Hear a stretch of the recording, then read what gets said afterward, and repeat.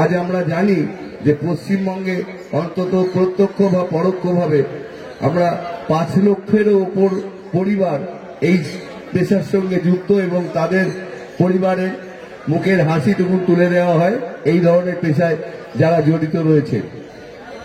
তা যদিও আজকের এই বর্তমানে বেকার সমস্যার দিনে প্রচুর বেকার ছেলেরা আজকে এই ধরনের পাখি বা নানা রকম জিনিস বিক্রি করে তারা নিজেদের সংসার চালাচ্ছেন, আর এই সেন্ট্রাল গভর্নমেন্টের এই আইনের জন্য হয়তো আগামী দিন এই লোকগুলো বেকার হতে বসবে এবং তার সহ তাদের পরিবারগুলো মুখ থেকেও হাসি চলে যাবে।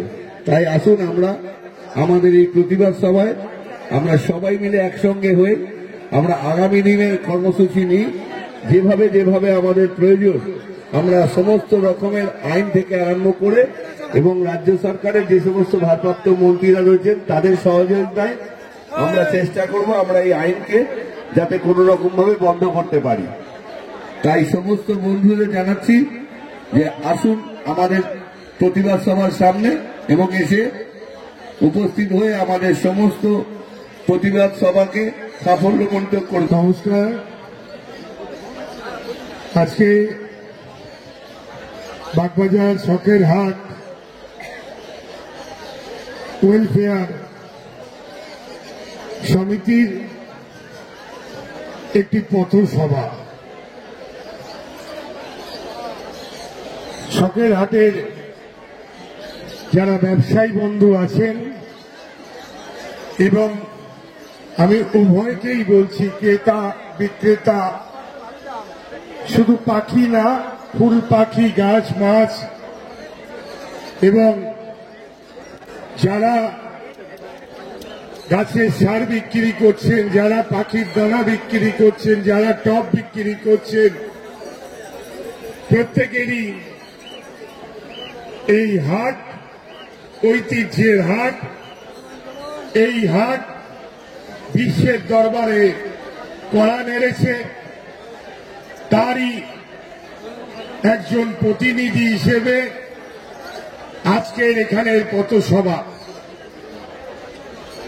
দীর্ঘক্ষণ ধরে এই পথসভা চলছে।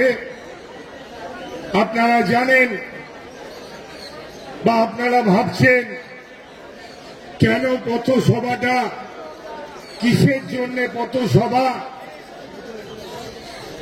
আপনাদের এইটুকু আমরা বলতে এসছি যে কেন্দ্রীয় সরকার যারা দিল্লির বুকে রাজত্ব করছে, যারা প্রতিনিয়ত ভারতবর্ষের সংবিধানকে বদলে দেওয়ার চেষ্টা করছে, কারণ মেজরিটি আছে বলে, সে লোকসভায় বলুন, সে বিধানসভায়, রাজ্যসভায় বলুন, তাই কিন্তু সমস্ত পরিকল্পনা তারা নিচ্ছে। আজকে আমি আধার কার্ড দিয়ে শুরু করছি আপনাদের। আপনি যখন প্রথম আধার কার্ড করলেন, আপনাকে কি বলা হলো? আপনি ভারতবর্ষের নাগরিকত্ব কিনা সেটা জানবার জন্য আধার কার্ড। খুব ভালো কথা। ভারতবর্ষের প্রত্যেকটা মানুষ, প্রত্যেকটা পরিবার থেকে, ছোট থেকে বড়, বয়স্ক সবাই কিন্তু লাইন দিয়ে আমরা আধার কার্ড করেছিলাম। তারপরে আমরা দেখলাম যে ওই আধার লিঙ্ক করতে হবে। এই আধার লিঙ্কটা কি? আপনি আধার লিঙ্ক করেছেন, আমি বাগবাজার শখের হাটের একজন প্রতিনিধি হিসেবে আপনাকে প্রশ্ন করছি, এই আধার লিঙ্কটা কি? আপনাকে প্রশ্ন করলে আপনি উত্তর দিতে পারবেন না। যারা সেন্ট্রাল গভর্নমেন্টে বসে আছেন, বাংলার বুকে যারা ধর্ম নিয়ে চিৎকার করছেন, তাদেরকে যদি জিজ্ঞেস করেন ভাই এই আধার লিঙ্কটা কি, সে কিন্তু বলতে পারবে না। সেটেল টাইম দিয়ে দেয়া হলো যে এই টাইমের মধ্যে আধার লিঙ্ক করতে হবে, না হলে আপনি ব্যাংক অপারেট করতে পারবেন না। আমি যদি কথাগুলো সত্যি বলি তাহলে আমার এই কথাগুলো আপনার আত্মীয় স্বজন বন্ধু বান্ধব প্রত্যেককে শেয়ার করবেন। আর আমি যদি কথাগুলো সঠিক না বলি তাহলে দয়া করে আমার সাথে দেখা করে এখান থেকে মাইক্রোফোন ধরে বলে যাবেন আপনি সঠিক কথা বললেন না। পরবর্তীকালে কি দেখলাম, আধার লিঙ্ক বন্ধ, মানুষ ছোটাছুটি করছে, কেউ পোস্ট অফিসে যাচ্ছেন, কেউ ব্যাংকে যাচ্ছে আধার লিঙ্ক করতে, কিন্তু করতে পারছেন না। পরবর্তীকালে সেন্ট্রাল গভর্নমেন্ট থেকে একটা সার্কুলার বেরোলো, আধার কার্ড করতে গেলে 1000 টাকা করে লাগবে লিঙ্ক করতে গেলে। তাতেও মানুষ হুড়মুড় করে আধার লিঙ্কে চলে গেল। ঘরের টাকা, গ্যাসের টাকা, বাজারের টাকা, বাচ্চার মাইনে, সেসব ভুলে গিয়ে নিজের পরিবারকে রক্ষা করতে হবে, আধার কার্ড লিঙ্ক করতে হবে, ব্যাংকের কোনো টাকা পয়সা লেনদেন করতে পারবো না, পরিবার চালাতে পারবো না, তাই তো আধার লিঙ্ক 1000 টাকা দিয়ে করতে ছুটলেন। তারপরে কি দেখলাম, বেশ কিছুদিন এই জিনিস চলতে থাকলো। হাজার টাকা করে নিয়ে ভারতবর্ষের মানুষের কাছ থেকে এই তোলাবাজরা যারা দিল্লির বুকে বসে আছে, বড় বড় কথা বলছে, বাংলার টাকা আটকে, বাংলার 100 দিনের টাকা আটকে যারা বসে আছে তাদের কাছে আমরা প্রশ্ন করছি। তারপর কি দেখলেন, এই 1000 টাকাটা কিছুদিন বাদে বন্ধ করে দেওয়া হলো। 1000 দিয়ে লিঙ্ক হবে না, তাহলে কত টাকা দিয়ে লিঙ্ক হবে? এখন বর্তমানে আধার লিঙ্ক করতে গেলে 1400 টাকা দিয়ে লিঙ্ক করতে হবে। কেন এই টাকা ভারতবর্ষের মানুষ দেবে? গরিব মানুষ, খেটে খাওয়া মানুষ। আজকে সকালবেলা ভোরবেলা 3টের সময় বেরিয়েছেন, কেউ 4টের সময় বেরিয়েছেন, কেউ রাত্রি 2টো থেকে এসে বসে আছেন। কটা পাখি বিক্রি করে সেখান থেকে যা ইনকাম হবে আপনার পরিবার 1 সপ্তাহ ধরে চলবে। কথা আমরা জানি, কারণ আমরা কোভিড পিরিয়ডে দেখেছিলাম হাজার হাজার এই বিক্রেতা হাটে যারা বসে আছেন তারা করো জুড়ে সব সময় নিবেদন করেছিলেন কবে হাটটি খোলা যাবে। আমরা চেষ্টা করেছিলাম, দীর্ঘদিন হাটটি বন্ধ ছিল। তারপর মেয়র সাহেবের সাথে যোগাযোগ করে আমরা 10 লক্ষেরও বেশি গাপ্পি মাছ দিয়েছিলাম সেই কোভিড পিরিয়ডের সময় কলকাতা পৌর সংস্থাকে। কেন দিয়েছিলাম? আমাদের পয়সা কি বেশি হয়েছিল? না বন্ধু, না। আমরা দেখেছিলাম আমাদের যে মাছের প্রোডাকশন, সেই প্রোডাকশন অতিরিক্ত হয়ে গেছিল। এই অতিরিক্ত প্রোডাকশনটা বাংলার মানুষের কাজে লাগাবার জন্য আমরা কলকাতা পৌর সংস্থাকে 10 লক্ষেরও বেশি, প্রায় 15 লক্ষের কাছাকাছি গাপ্পি মাছ আমরা মাননীয় মেয়র ফিরহাদ হাকিমের হাতে তুলে দিয়েছিলাম। কারণ ট্রেনে খালে ছাড়বার জন্য, যাতে মশা বা ডেঙ্গুর প্রভাব না বাড়ে। হাট তো উপকার করেছিল, হাট তো মানুষের জন্য ছিল, হাট তো মানুষের চিন্তা করেছিল। তাহলে যারা আজকে সেন্ট্রাল গভর্নমেন্টে বসে আছেন, সরকার চালাচ্ছেন, কেন্দ্রীয় সরকারকে আমি বলছি, আপনারা সংবিধানকে বদলে দেওয়ার কথা একটু আগে বলছিলাম না? আপনারা কেউ বলতে পারেন কোথায় সংবিধান বদলাচ্ছে?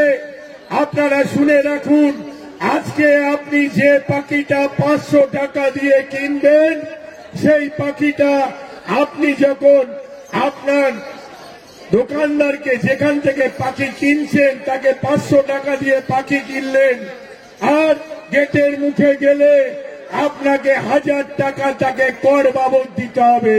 তাহলে একটা পাখির মূল্য যদি 500 টাকা হয়, সেই পাখিটির মূল্য দাঁড়াচ্ছে 1500 টাকা। এখানেই কিন্তু শেষ না, এখানেই কিন্তু শেষ না। কারণ একথা বলছি কেন, তারপরে জেনে রাখুন, গভর্নমেন্ট একটা রুলস ছিলেন, ভারত সরকার একটা রুলস তৈরি করেছিলেন, তৎকালীন জানিয়েছিলেন যে এই পাখি প্রেমী বা পাখি ব্যবসা যারা করছেন তাদেরকে প্রকাশ্যে বলে দিলেন আপনি কতটা পাখি আপনি ওখানে প্রোডাকশন করছেন, অর্থাৎ ব্রিড করছেন, তার একটা নমুনা আমাদের চাই। কি নমুনা? না কত পাখি আপনি বিক্রি করছেন সারা বছরে, কত পাখি জন্ম দিচ্ছেন আপনি সারা বছরে, কত পাখি মৃত্যু হচ্ছে সারা বছরে। আচ্ছা বলুন তো, আমাদের কেউ প্রিয়জন যখন মারা যায় কোনো অ্যাক্সিডেন্টে, কোনো অস্বাভাবিক মৃত্যুতে, আমাদের গভর্নমেন্টের একটা রুলস আছে প্রশাসনিক ভাবে। কি রুলস আছে? গভর্নমেন্টের রুলস এটাই যে পোস্টমর্টম হবে, অর্থাৎ পিএম হবে। পিএম কেন হলো? পিএম এই কারণে হলো, মানুষটিকে গলা টিপে মেরে দেয়া হয়েছে, মানুষটিকে কি ছাদ থেকে ফেলে দেয়া হয়েছে, মৃত্যুর আগে কি খাওয়ানো হয়েছিল, কেন মানুষটির মৃত্যু হলো, কারণটি জানবার জন্য। তার শরীরে কত ক্ষতচিহ্ন আছে, কি দিয়ে তাকে মারা হয়েছিল, বাঁশ লাঠি শোট নেপালা, এইসব ধরবার জন্য পোস্টমর্টম রিপোর্ট হয়। আরে পাখি রিপোর্ট চাইছে পোস্টমর্টম রিপোর্ট। আপনার বাড়িতে যদি পাখিটি মারা যায় আপনাকে পিএম রিপোর্ট দিতে হবে। এ কি ধরনের ভারতবর্ষ গড়বে এরা? যে ভারতবর্ষ নেতাজি সুভাষচন্দ্র বসুর ভারতবর্ষ, তিনি কি বলেছিলেন? তোমরা আমাকে রক্ত দাও, আমি তোমাদের স্বাধীনতা দেব। আর এই ভারতবর্ষ কি বলছে? নেতাজি সুভাষচন্দ্র দেশবরণ্য নেতার মতো তিনি বলতে পারছেন না, তিনি বলছেন আমাকে টাকা দাও, আধারে হোক, পাখি বিক্রি করে হোক, পাখির পোস্টমর্টম হোক, যাতেই হোক আমাদের টাকা দাও, আমরা ভারতবর্ষ চালাবো। আর বাংলার কোটি কোটি টাকা, বাংলার মানুষের, গরিব মানুষের, খেটে খাওয়া মানুষের এই গরিবের টাকা আটকে রেখে দিয়েছে।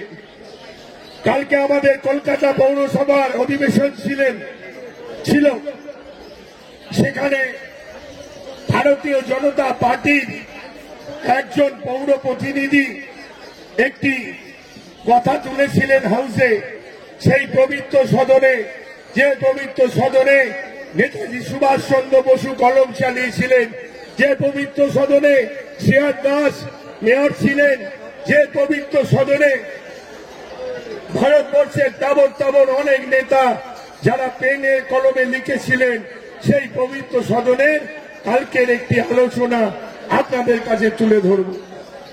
কি আলোচনা?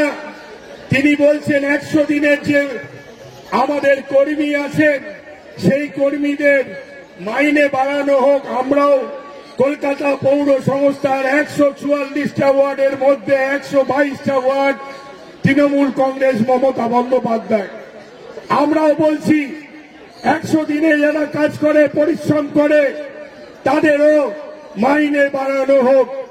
তখন মেয়র ফিরহাদ হাকিম ডেস্ক থেকে চিৎকার করে মীনা দেবী পুরোহিতকে বলছেন, আপনারা কাগজে দেখবেন, ইউটিউবে দেখবেন, মীনা দেবী পুরোহিতকে বলছেন হ্যাঁ বাংলার 100 দিনের টাকা বাড়াতে হবে, এটা আমিও চাই, অর্থাৎ মেয়র সাহেবও চাই। কি বললেন? যে 100 দিনের টাকা ডবল করে দেব মীনা দেবী।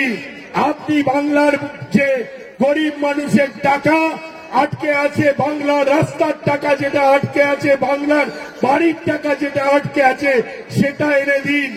আমি 100 দিন যারা কাজ করছে তাদেরকে ডবল মাইনে করে দেব। যদি না দিই আমি রিজাইন দেব। আর যদি টাকা আপনি না আনতে পারেন আপনি রিজাইন দেবেন। মাথা নিচু করে মীনা দেবী মুচকি হেসে বললেন। কি বললেন?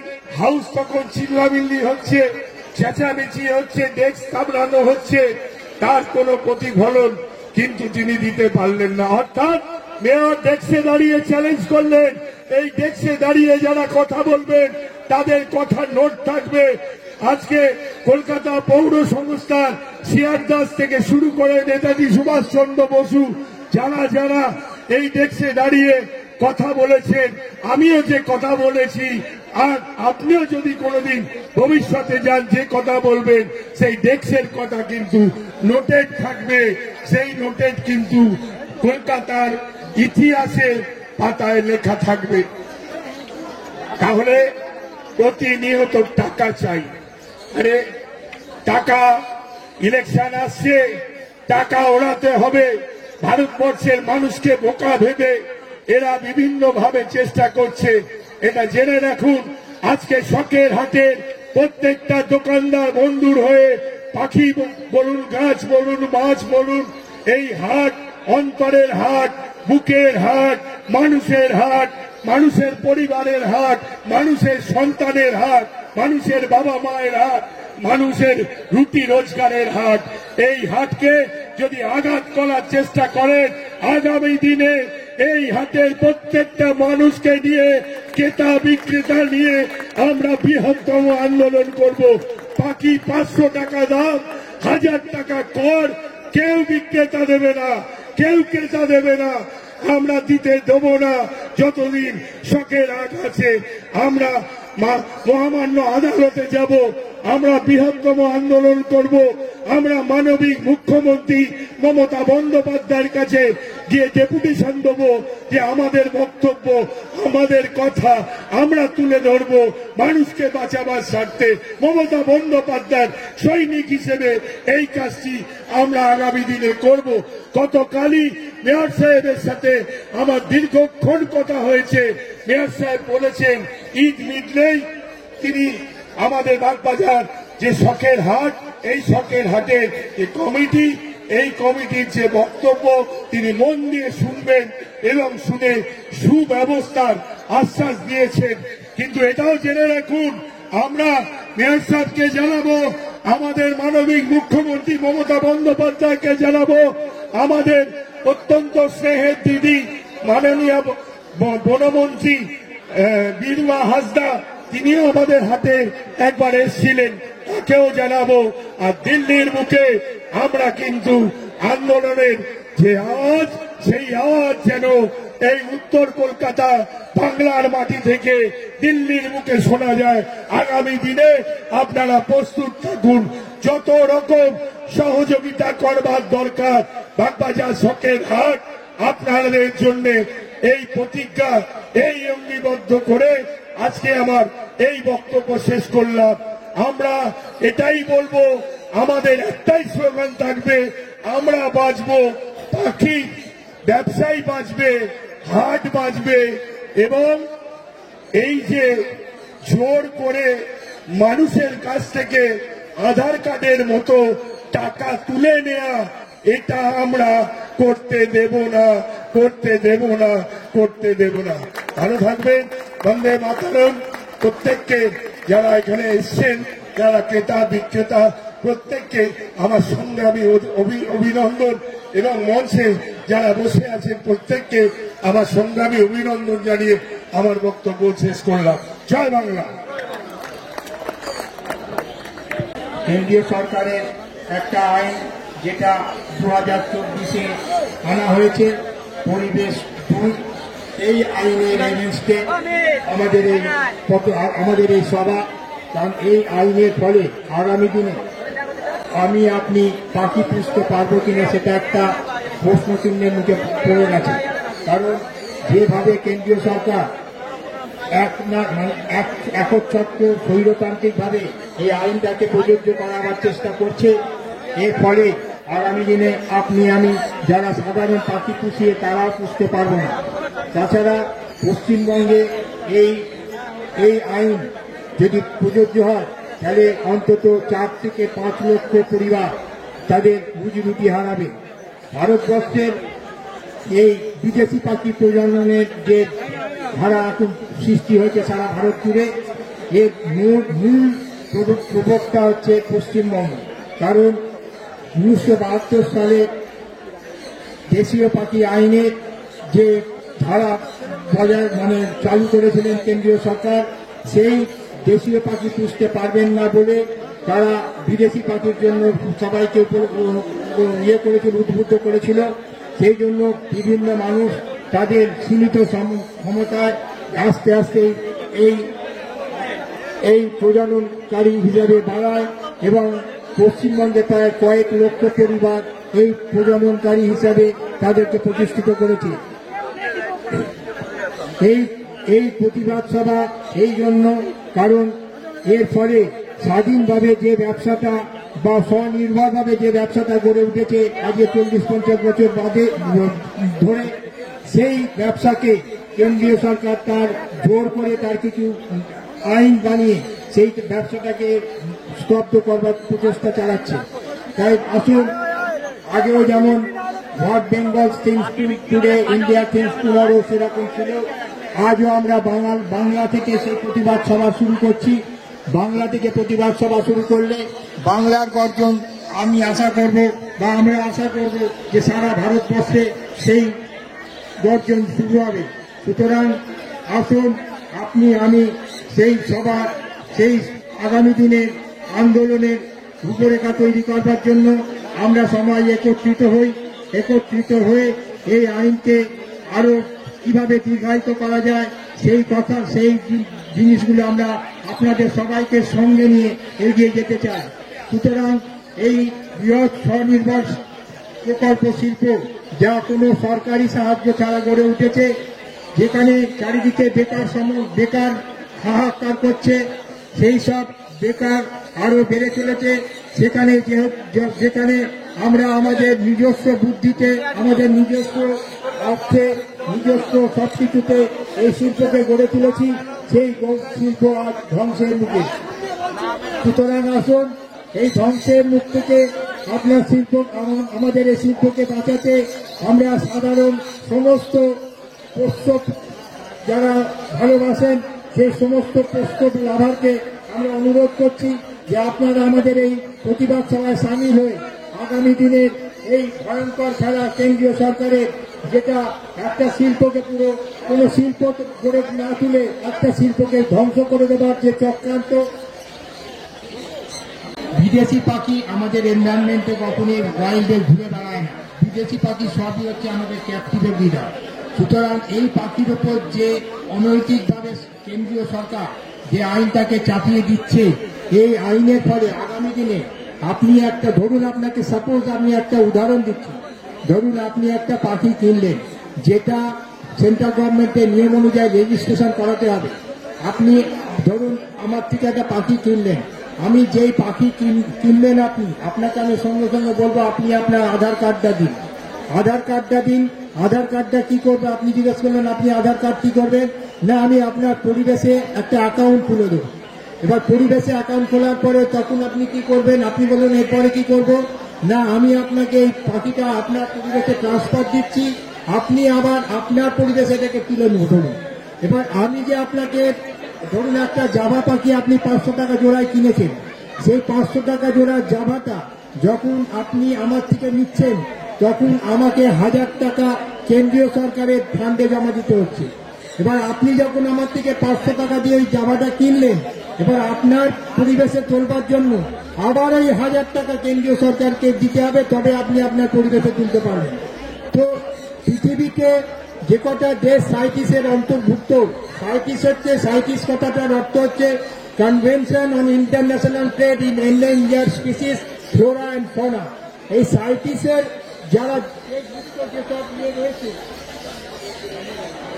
সাইটিসের ইয়েতে যারা রয়েছে, সেই দেশগুলো এই আইনকে সেইভাবে প্রযোজ্য করছে না। তারা কেবলমাত্র এই আইনটাকে প্রযোজ্য সেই জন্যই করছে যে তাদের স্টক, মানে আপনার এই দেশে কটা জাবার উৎপাদন হলো, কটা বদ্রির উৎপাদন হলো, কটা রাবারের উৎপাদন হলো, সেইটা জানবার জন্য রেজিস্ট্রেশন। এবং তার জন্য যদি সাইজের সমস্ত জিনিস অন্যান্য দেশ যেটা মেনে কোনো পয়সা নিচ্ছে না, কিন্তু আমাদের দেশে গভর্নমেন্ট, সেন্ট্রাল গভর্নমেন্ট সেখানে প্রতিটা ক্ষেত্রে পয়সা নিচ্ছে, যে পয়সাটা বিদেশে অন্য কোনো দেশ নেয় না। আমাদের এখানে কোনো ইনফ্রাস্ট্রাকচার নেই। আপনার পাখিটা মরে গেলে আমি মরে গেলে আমার পোস্টমর্টেম হয় না, অথচ গভর্নমেন্ট বলছে যে আপনার একটা পাখি মরে গেলে আপনি যান ওটাকে পোস্টমর্টম করান, পোস্টমর্টম করে তার রিপোর্ট দিন, তবে আপনারটা আমরা গ্রাহ্য করবো না, গ্রাহ্য করবো না। এই যে বিভিন্ন রকম ভাবে আপনাকে হ্যারাস করা, আপনাকে হ্যাকার করা, আপনার শখটাকে আপনার জায়গা থেকে মুছে দেওয়া, এর একটা ঘৃণ্য চক্রান্ত কেন্দ্রীয় সরকার করেছে। সেই কেন্দ্রীয় সরকারের চক্রান্তের বিরুদ্ধে আমাদের এই পথসভা, আমাদের এই প্রতিবাদ সভা। রাজ্য সরকার আমাদের বরাবর বিভিন্ন ভাবে সহযোগিতার হাত বাড়িয়ে দিয়েছে। রাজ্য সরকার সবসময় আমাদেরকে কিভাবে আমরা ঠিক করে থাকবো সেই চেষ্টা করেছে, কিন্তু কেন্দ্রীয় সরকার এই আইনটাকে চাপিয়ে দিয়েছে কেবলমাত্র নিজেদের তুগলকি কাজ কারবার করে। কারণ যারা আইনটাকে করেছে তারা কেউ কিন্তু সাধারণ আপনি আমি না, তারা ঠান্ডা ঘরে বসে নিজেদের মতন করে আইনটাকে তৈরি করেছে। সেই ঠান্ডা ঘরের মেশিনে বসে থাকা যারা আইন তৈরি করেছে তারা এই সম্বন্ধে কিছু জানে না, বোঝে না। পরিবেশের এই মানে বৈষম্য, পরিবেশের যে বৈষম্য, সেই বৈষম্যটা তারা তৈরি করছে, যেখানে আমরা সমস্ত পাখিগুলোকে আগে বলা হতো কনজার্ভ করা, আমরা সংরক্ষণ করছি, বিদেশি পাখি হোক যে পাখি হোক আমরা সংরক্ষণ করছি, আমরা সংরক্ষণ করছি কারণ আমরা এটাকে প্রজনন করে আমাদের বংশবৃদ্ধি করাচ্ছি। ভারতবর্ষে যে পাখিগুলো, ভারতবর্ষে যে দেশীয় পাখিগুলো বিলুপ্ত হয়ে যাচ্ছে, কখনো ইন্ডিয়া গভর্নমেন্ট সেগুলোকে বলছে না যে আমরা ক্যাপটিভ ব্রিড করে সেগুলোকে আমাদের প্রকৃতিতে ফিরিয়ে দেবো, কিন্তু সাইটিস্ট যে অথরিটি দেখাচ্ছে, এই সাইটিস্ট অথরিটি কিন্তু এই বিদেশি যে প্রজননকারীদের সবসময় স্বাগত জানায়, কিন্তু আমাদের দেশে এইগুলো ঠিক উল্টো করা হয়। আমাদের নিজেদের দেশীয় পাখি যেগুলো বিলুপ্ত হয়ে যাচ্ছে সেগুলোকে কখনো আপনাকে বাড়িতে প্রজনন করে বাড়াবার সুযোগ করে দেয় না। তো সমস্ত দিক থেকেই কেন্দ্রীয় সরকার যে আইনটা এনেছে সেটা সাধারণ মানুষের জন্য অত্যন্ত জঘন্য, অত্যন্ত মানে বিমাতৃসুলভ জিনিস। এত লক্ষ লক্ষ পরিবার পশ্চিমবঙ্গের বুকে এই ব্যবসা করে জীবিকা অর্জন করছে, কেন্দ্রীয় সরকার সেই ব্যবসাটাকে বন্ধ করে দেওয়ার জন্য গভীর চক্রান্তে লিপ্ত হচ্ছে। তাই আমরা আপনাদের কাছে বারে বারে অনুরোধ করছি, আপনারা এই আইনের বিরুদ্ধে রুখে দাঁড়ান। এই আইনকে সমর্থন করা মানে আগামী দিন পশ্চিমবঙ্গের বুকে যে লক্ষ লক্ষ পরিবার এই ব্যবসা করে খাচ্ছে তাদের মুখের অন্ন কেড়ে নেবে। সুতরাং শুধুমাত্র কেবলমাত্র আজকে নয়, এই প্রতিবাদ সভা আমাদের, যেটা আমার আগের বক্তা বলেছে যে এই প্রতিবাদ সভা আমাদের বাগবাজার সকেরহাট ব্যবসায়ী ওয়েলফেয়ার সমিতির তরফ থেকে তৈরি করা হলো। আমরা চাইব এই সভা প্রতিটা গ্রামে গঞ্জে, প্রতিটা শহরের বুকে প্রতিবাদ সভা করা হোক, প্রতিবাদ সভা করে কেন্দ্রীয় সরকারের এই আইনের বিরুদ্ধে লড়াই চালানো হোক। আমাদের হাতের পক্ষ থেকে নমস্কার। আগত সমস্ত পক্ষীপ্রেমীদের বাগবাজার শখের হাটের তরফ থেকে আন্তরিক অভিনন্দন জানাই। আজকে আমরা যে প্রতিবাদ সভা করছি, এই সভাটা আজ থেকে শুরু হলো। এই সভা বিভিন্ন জায়গায় বিভিন্নভাবে প্রতিদিন আজ থেকে চলতে থাকবে। এই সভার সূচনা আজকের বাগবাজার শখের হাট করলো। পশ্চিমবঙ্গ থেকে এই সভার প্রতিবাদ সভা আজ শুরু হলো। সারা ভারতবর্ষ জুড়ে এই সভা ছড়িয়ে যাবে। পশ্চিমবঙ্গের বিভিন্ন প্রান্তে, বিভিন্ন গ্রামে গঞ্জে যেখানে পাখির এই সংগঠন আছে, যারা পাখি পোষে, তারা প্রত্যেকটা গ্রামে এই প্রতিবাদ সভা করবে। আশা রাখবো গর্জে উঠবে কেন্দ্রীয় সরকারের এই কালা কানুন সম্বন্ধে। আইন আসুক আমরা প্রত্যেকেই চাই, কিন্তু যারা ঠান্ডা ঘরে বসে এই আইনটাকে প্রতিষ্ঠিত করেছে তারা অনেকেই জানেন না যে পশ্চিমবঙ্গের এই শিল্প কত দূর এগিয়ে গেছে। তাদের অনেকেরই জানা নেই পশ্চিমবঙ্গের ঘরে ঘরে কি কি পাখি আজকে প্রোডাকশন হচ্ছে, অর্থাৎ উৎপন্ন করছে, যা তাদের সংসার চালানোর জন্য একমাত্র জীবিকা। সেই পাখিগুলো শুধু আজকে এখানে কেনা বেচা করা হয় না, আজকে প্রকৃতিকে ভারসাম্য ফিরিয়ে দিয়েছে এই পাখিগুলো। বাগবাজার শখের হাটে বিগত দিনে আপনারা দেখেছিলেন যে প্রত্যেকটা জায়গায় ইন্ডিয়ান বার্ডস অর্থাৎ প্রকৃতির ভারসাম্য যারা রক্ষা করত সেই সমস্ত পাখিগুলোকে এখানে বিক্রি করত, কিন্তু এই বিদেশি পাখির প্রজনন ঘটিয়ে সেই সমস্ত পাখির বিক্রি বন্ধ করে সেই সমস্ত যারা দেশি পাখি বিক্রি করত তারা ফিরে এসেছে। এই সমস্ত বিদেশি পাখি বিক্রি করে তারা দেশি পাখিকে বর্জন করেছে। তাদের প্রত্যেককে উৎসাহিত করার জন্য কেন্দ্রীয় সরকারের ভাবা উচিত যে টিয়া, চন্দনা, ময়না যারা এতদিন ধরে বিক্রি করে আসছিল তারা আজকের বদ্রি, ককাটের, লাভবার্ড বিক্রি করছে, তারা জীবিকা অর্জন করছে এইভাবে। আসল আমাদের জঙ্গলের যে পরিবেশ সেই পরিবেশ রক্ষা করত টিয়া, চন্দনা, ময়না। এই জাবা স্প্যারো জঙ্গলের পরিবেশ রক্ষা করে না।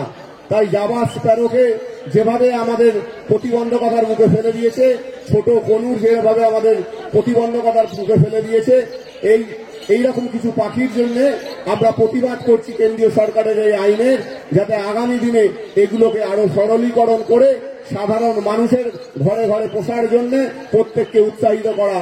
এবং পশ্চিমবঙ্গ সরকার যেভাবে আমাদের সঙ্গে সহযোগিতার হাত বাড়িয়ে দিয়েছে, আমরা আশা রাখবো আগামী দিনে তারা আরো সুন্দরভাবে আমাদের হাতে হাত বাড়িয়ে আমাদের সঙ্গে সহযোগিতা করে প্রত্যেকটা বিডারকে সহযোগিতা করবে, প্রত্যেকটা ট্রেডারকে সহযোগিতা করবে।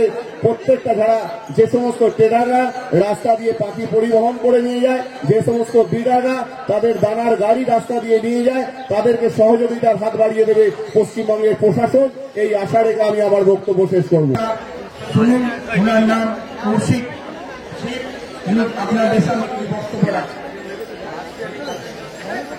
নমস্কার, আমি একটা ভালো বক্তা নই। আমি পাখিটা বেশি দিন ধরে পুষি না, আমার ছোটবেলা থেকে শখ ছিল কিছু পাখি আমি পুষি। মেনলি আমি একজন হবিস্ট।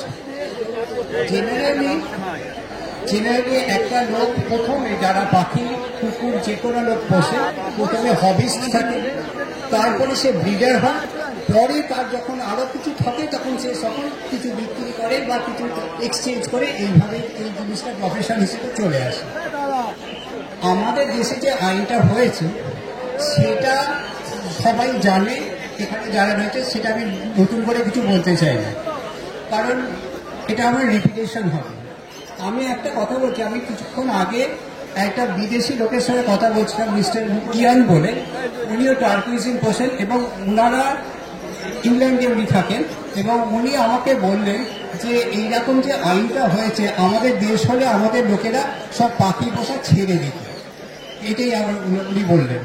তা আমি ওনাদেরকে বলেছিলাম যে ওখানকার কি কি আইন টাইন রয়েছে একটু বলে। তো ওরা যেটা বলেছে, যেহেতু এক্সোটিক বার্ড নিয়ে আমাদের দেশ থেকে ওরা অনেক বেশি এগিয়ে, সেই জন্যে আমি ওনাদের কথাটা এবং ওনাদের যে আইন সংক্রান্ত আমি যেটা পড়ে এসেছি সেটা আমি আপনাদের কাছে একটু বলতে চাই। সেটা হচ্ছে, ফার্স্ট হচ্ছে যে ওনারা they are least concern with exotic species. তার কারণ হচ্ছে কি, ইট ইজ নট একিং টু দেয়ার নেচার, তাদের নেচারের সঙ্গে এটা নয়। ওরা শুধু একটাই কথা বলে যাতে এভিয়ান ইনফ্লুয়েঞ্জা যাতে স্প্রেড না করে, সেই জন্যই ওরা বলেছে যে আপনারা যারা পাখি পুষবেন 50টার বা তার বেশি থাকে, তাহলে সেটা আপনাদের দয়া করে আপনারা একটা রেজিস্ট্রেশন করে রাখুন, সেখানে কোনো টাকা পয়সার কোনো ব্যাপার নেই। সেকেন্ড হচ্ছে, আপনারা যদি শুনতে চান আমার বক্তব্য আমি রাখবো না, আমি আপনারা যদি বলতে বন্ধ করতে চান তাহলে আমি বন্ধ করে দেবো, ঠিক আছে। সেকেন্ড হচ্ছে কি, সেকেন্ড হচ্ছে যে ওনারা বলছেন যদি কোনো বার্ডস, যেমন প্যারটস, বজরিগার্ড আর কেনেরিস, এরকম কয়েকটা বার্ডের পক্ষে পুরোপুরি ছাড় দিয়ে দিয়েছে সরকার।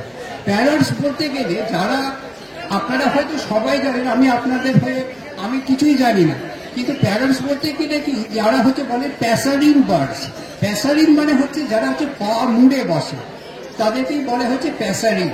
এই প্যাসারিন বার্ডসগুলোর মধ্যে হচ্ছে প্যারট, যেমন লাভ বার্ডস থেকে আরম্ভ করে সবই প্যারটস। প্যারটসকে আমরা দুটো ভাগে ভাগ করি, প্যারাকিটস আর প্যারটস হিসেবে। সেটা লং টেল, শর্ট টেল সবাই জানে, ছেড়ে দিই। তাহলে এখানে দেখুন, এরা প্যারটসকে বাদ দিয়েছে, কেনেরিসকে বাদ দিয়েছে, বাজরিগার্ডকে বাদ দিয়েছে। তাহলে রইলটা কি? আমাদের পোষার মধ্যে তো এই কটাই রয়েছে। আমরা তো কেউ ময়ূর পুষি না বেশিরভাগ সময়। থার্ড হচ্ছে কি, থার্ড হচ্ছে আপনারা দেখুন, আমাকে হাততালি দেওয়া দরকার নেই, আমি কিছুই জানি না। আপনারা প্লিজ, আপনার যদি মনে হয় আমি কন্টিনিউ করছি। থার্ড হচ্ছে বলছে কি, যে ওরা বলছে যে প্যারটসটা এদেরকে কেন আমরা বার্তা দিচ্ছি তার কারণটা শুনি। বলছে যে এরা যেহেতু আপনারা যদি বার্ডসটাকে যদি ওপেন এয়ারের মধ্যে কন্ট্যাক্ট না রাখতে পারে, মানে কেউ ধরুন ক্লোজ রুমে রাখছে, তাহলে বলছে রেজিস্ট্রেশন করার দরকার নেই। কারণ যদি ওপেন এয়ারে না থাকে তাহলে কখনোই এর কন্টামিনেশন বা মানে ইনফ্লুয়েন্স টু দ্য এনভায়রনমেন্ট আসবে না। তাহলে দেখুন একটা ব্রিটেনের মতন কান্ট্রি তারা এইভাবে তাদেরকে এবং বলছে যারা হবিস্ট তাদেরকে আমরা কখনোই তাদেরকে একটা সম্মান দেয়। আমাদের তো এরকম দেশে নয় যাদের পয়সা আছে তাদেরকেই সম্মান দিই। কিছু মনে করবেন না, আমার কথাটা খুব খারাপ লাগলেও আমি বলতে বাধ্য হচ্ছি।